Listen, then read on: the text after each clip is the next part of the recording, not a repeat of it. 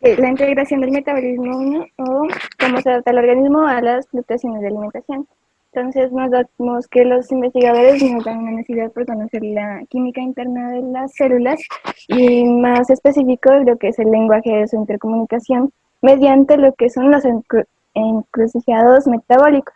Entonces esto se da a través de dos partes que es con alimentación o sin alimentación. Cuando cuando el organismo mantiene una alimentación, tenemos dos rutas que son las catabólicas y las anabólicas, las catabólicas liberan energía, mientras que las anabólicas requieren de la energía. Y esto sucede en tres niveles. La primera es la interconversión de macromoléculas y micromoléculas. La segunda está en la interconversión de monómeros y compuestos orgánicos sencillos, mientras que la tercera ya es la degradación de los intermediarios metabólicos. Controlado por la parte del hígado, con la disponibilidad de sustratos, la regulación de actividad enzimática y la regulación de la concentración enzimática. Y esto va a depender de los diferentes tipos de células que están en el tejido, como son el cerebro, que tenemos una transmisión de impulsos nerviosos donde va a necesitar un continuo aporte de energía que los va a utilizar a través de glucosa, cuerpos cetónicos o el suministro de oxígeno. Mientras que el tejido adiposo, que está compuesto por adipocitos, son los que van a intercambiar la energía con otros tejidos, entonces estos van a necesitar hacer una reesterificación de los ácidos grasos para la movilidad de los mismos lípidos, que van a satisfacer una demanda energética alta, por ende van a necesitar un metabolismo muy activo, mientras que el tejido muscular esquelético es el que transforma la energía química en forma de ATP en energía mecánica para que se den diferentes movimientos o trabajos del músculo. Y esto se va a caracterizar por generar ATP como una fuente inmediata a través de la creatina fosfato, glucosa, glucógeno y los cuerpos cetónicos depende de la actividad que se vaya a realizar. Entonces el hígado lo tenemos como la central metabólica que va a regular y controlar todo lo que son los nutrientes que van a pasar por el tubo digestivo y por los órganos. También regula lo que es la glucemia, que trabaja como un sensor del estado metabólico, donde van a intervenir diferentes proteínas como es la GLUT2, que ayudará a transportar glucosa, las glucosinasas, la glucosa 6-fosfato y la fosfatasa. Por otro lado, tenemos que el metabolismo se da por una ausencia también de fuentes alimenticias, pero se debe mantener una constante en la glucemia, lo cual va a generar un ciclo de alimentación-ayuno, que se divide en tres etapas, que es el estado preabsortivo, ayuno nocturno y estado de realimentación, como una estrategia metabólica que va a almacenar las calorías cuando hay disponible de alimentos y las que va a estar regulado por el hígado en los mecanismos ya nombrados. Bueno, la función es del páncreas en la regulación del metabolismo. Listo. La integración del metabolismo como función del páncreas en la regulación del metabolismo. Primero les voy a hablar de las células alfa y beta.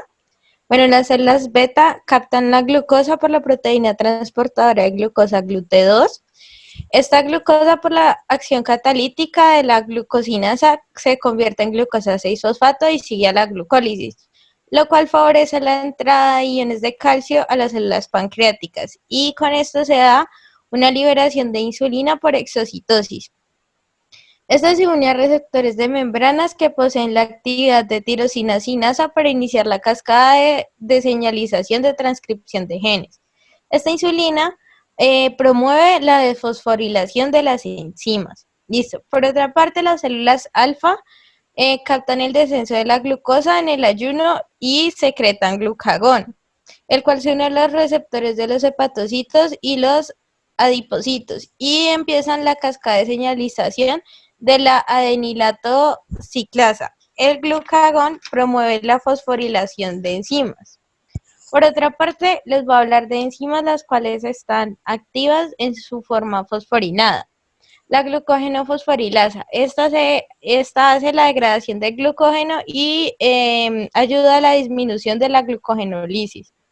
La otra enzima, la cual está activa en su forma fosforilada es la triacilglicerolipasa. Esto está en la degradación de las triacilgliceroles de los depósitos lipídicos y inactiva, hace la inactivación de la lipólisis. Listo, encima las cuales están activas en su forma no fosforilada, la glucogenosintasa, que ayuda en la biosíntesis del glucógeno y activa la glucogenosíntesis. Otra es la piruvato-sinasa de isoforma L, la cual está presente en la glucólisis y su función es la activación de la glucólisis. Y por último tenemos la acetil-CoA carboxilasa, que ayuda en la biosíntesis de los ácidos grasos y activa la biosíntesis de ácidos grasos. Listo. Otro tipo de enzimas son los sustratos de la pKa. Primero tenemos la enzima bifuncional fructosa 6-fosfato, la cual nos ayuda a sintetizar y degradar la fructosa 2,6-bifosfato. También es un activador de la fosfofructosinasa glucolítica, la cual es una enzima clave para el control de esta vía. Y la fructosa 2,6-fosfato inhibe la fructosa 1,6-bifosfato 1-fosfatasa. Listo. Otra es la proteína inhibidora de la fosfoproteína fosfatasa, la cual contribuye al mantenimiento de la glucógeno fosforilasa sinasa y de la glucógeno fosforilasa en su forma activa. Pues la glucógeno sintasa, la piruvato sinasa, la acetil-CoA carboxilasa y el triacilglicerolipasa son los que ya hablé anteriormente y ya dije sus funciones. ¿Listo? Gracias. Tenemos la adaptación del organismo a la disponibilidad de nutrientes. Tenemos que cuando hay una alteración en los valores normales de la concentración plasmática de la glucosa, esto produce una serie de manifestaciones patológicas en las que tenemos la hipoglucemia y la hiperglucemia. Entonces, lo que hace el organismo para adaptarse a estas diversas situaciones fisiopatológicas que alteran la glucemia, pues es crear unos mecanismos homeostáticos para mantener la concentración de glucosa en sangre en un margen fisiológico que sea bueno para la salud. Y para mantener estos mecanismos homeostáticos se necesita de la coordinación del metabolismo órgano y tejido que tiene que estar regulado e integrado con el resto del organismo. En el caso del ciclo de alimentación-ayuno tenemos tres estados: el posabsortivo, el ayuno y la realimentación, donde las hormonas pancreáticas, insulina y glucagón son las principales señales que alertan a las células del estado de la glucemia. Y de esta manera, pues, se mantengan disponibles todas las fuentes de glucosa, de energía y de precursores metabólicos que el organismo necesita para sobrevivir. Entonces, primero tenemos el estado posabsortivo. Los glúcidos, los lípidos y las proteínas que solemos ingerir sufren una digestión por medio de hidrólisis enzimáticas en el conducto gastrointestinal. Por otra parte, la mayor parte de los azúcares y los aminoácidos que entran al hígado a través de la vena porta, en donde los hepatocitos pues captan estos nutrientes y los transforman en combustibles y precursores que necesita el organismo. Entonces, como ya habíamos hablado en los otros dos mapas conceptuales, pues el hígado tiende a adaptarse a las distintas circunstancias y a mantener la homeostasia de la glucosa.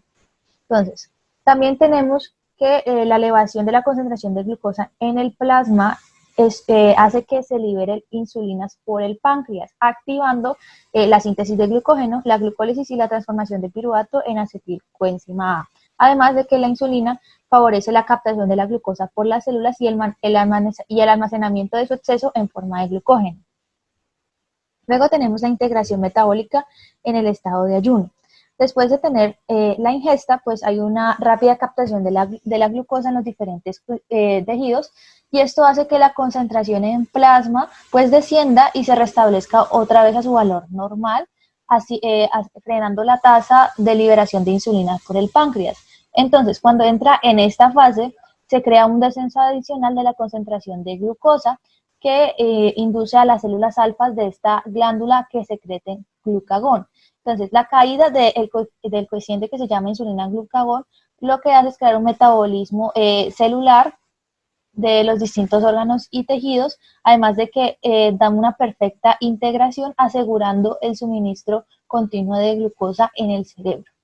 Entonces, También tenemos unas vías metabólicas principales que son la glucogenólisis hepática, que es la vía principal que mantiene la glucemia. También tenemos la gluconeogénica, la gluconeogénesis a partir de lactato y alanina, la oxidación de ácidos grasos y la formación de cuerpos cetónicos.